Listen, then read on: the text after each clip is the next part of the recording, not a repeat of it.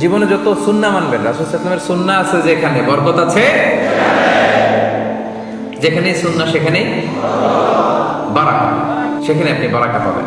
যে কোনো সুন্নাহ, like Sunnah of eating, Sunnah of sleeping, Sunnah of travelling, Sunnah of trading, খাওয়া, ঘুমানো, সফর করা, ব্যবসা, কাজ করা, যে কোনো কাজের ক্ষেত্রে সুন্নাহ মানলেই ওটার মধ্যে বরকত আছে না নাই? সুন্নাহর সাথে সবসময় নিজেকে জড়িয়ে রাখতে। যেমন সুন্নাহ অফ ইটিং, খাওয়ার সময় সুন্নাহ মানলে কি বরকত পাওয়া যায় একটু দেখেন। এক সাহাবী এসে বলল, ইয়া রাসূলুল্লাহ, ইন্না নাআকুলু ওয়ালা নাশবা।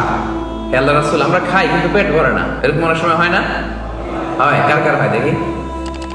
খাইলেও পেট ভরে না, দেখি কার কার। সাহস করে দিয়ে একজন হাত তুলে ফেলছে। ঠিক আছে, সৎ সাহসের জন্য ধন্যবাদ। হতে পারে যারা কাজ করে বেশি, চিন্তা করে বেশি, ক্ষুধা লাগে। নট নেসেসারি যে আপনার অনেক দৌড়াইতে হবে, এক্সারসাইজ করতে হবে না। আপনি ব্রেন স্টর্মিং করলে ক্ষুধা লাগবে। আমি নিজেও ফিল করি, যখন কোনো কিছু নিয়ে খুব ভাবি তখন ক্ষুধা লাগে, এটা হয়। তো সাহাবীরা কি চিন্তা করেন, কি সিম্পলিস্টিক লাইফ লিড করতো। মনে যা আসছে নবীরে বলে ফেলছে, ইয়া রাসূলুল্লাহ, ইন্না নাআকুলু ওয়ালা নাশবা। রাসূল, আমরা খাই কিন্তু পেট ভরে না। পেট ভরে না কেন? রাসূল সাল্লাল্লাহু আলাইহি ওয়াসাল্লাম দেখেন কি বলে। রাসূল সাল্লাল্লাহু আলাইহি ওয়াসাল্লাম বললেন, লাআল্লাকুম তাআকুলুনা মুতাফাররিকিন। মনে হয় তোমরা একা একা খাও, একসাথে খাও না। মনে হয় তুমি একা একা খাও, মেবি ইউ ইট অ্যালোন, একসাথে মনে হয় খাও না। ওই সাহাবী বলে, না, হ্যাঁ ইয়া রাসূলুল্লাহ, আমি আসলে একা একা খাই, অন্যদের সাথে বসে মিলেমিশে খাই না। তখন রাসূল সাল্লাল্লাহু আলাইহি ওয়াসাল্লাম খাবারের সুন্নাহ শিখিয়ে দিলেন, দ্য এটিকেটস অফ ইটিং। তিনি বললেন, ইজতামিউ আলা তাআমিকুম, না না না, একা একা খেও না, খাবার নিয়ে একসাথে সবাই বসবা। ওয়াযকুরু ইসমাল্লাহি আলাইহি, খাওয়ার আগে বিসমিল্লাহ বলবা। ফাইন্নাহু ইউবারাকু ফি, তাহলে তোমাদের খাবারে বরকত ঢুকায় দেওয়া হবে। এবার বুঝছেন সুন্নাহ মানলে কিভাবে বরকত পাওয়া যায়? দেখেন, খাওয়ার ক্ষেত্রে আরো রাসূল সাল্লাল্লাহু আলাইহি ওয়াসাল্লাম কি ইনস্ট্রাকশন দিয়েছেন। তিনি বলেছেন, আহাব্বু তাআমি ইলাল্লাহি মা কাসরাত আলাইহিল আইদি, আল্লাহর কাছে সবচেয়ে প্রিয় খাবার ওইটা যেই খাবারে অনেকগুলো হাত পড়ে। এক প্লেট নিয়ে শুধু এক হাত দিয়ে খাচ্ছেন, এটা আল্লাহর কাছে পছন্দ না। একটা খাবার নিয়ে অনেকগুলো মানুষ বসে চারদিক থেকে নিয়ে নিয়ে খাচ্ছে, এই খাবারটা আল্লাহর কাছে বেশি প্রিয়। সুবহানাল্লাহ। তাহলে একা একা খাবেন না, বাসায় যে স্ত্রীকে নিয়ে খাবেন, ছেলে মেয়েদের নিয়ে খাবেন, বাবা মাকে নিয়ে খাবেন, বন্ধুদের একসাথে খাবেন। এবং খেয়াল করে দেখবেন, একা একা খেলে যে টেস্ট পাওয়া যায়, কয়েকজন মিলে খেলে এটা টেস্ট বেড়ে যায় কয়েক গুণ। কি বলেন? পারে না? পারে। দেখবেন, খেয়াল করে দেখবেন, তাহলে বেশি বরকত।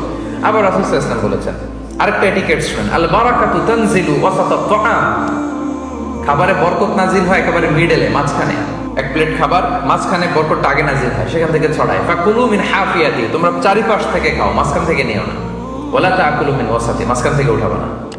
তাহলে লেটস সে বিরিয়ানি আনা হলো এক বোল, আপনি যখন ডিস্ট্রিবিউট করবেন বা খাবেন, আপনি এক পাশ থেকে শুরু করবেন, করতে করতে করতে করতে মাঝখানে যাবেন। অনেকে একবার মাঝখান থেকে দেয়া শুরু করে, না, বরকত নামে ওই জায়গায়, ওইটাই যদি একজনকে দিয়ে দেন তো বাকিরা বরকত পাওয়া লাগবে না? হ্যাঁ, তাহলে বুঝে শুনে না।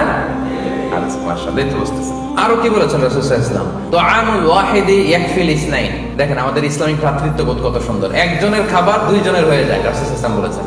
তুআমুল ইসনাইনি ইয়াকফিল আরবাআ, দুজনের খাবার চারজনের হয়ে যায়। তুআমুল আরবাআ ইয়াকফিল আস-সামানিয়া, চারজনের খাবার আটজনের হয়ে যায়।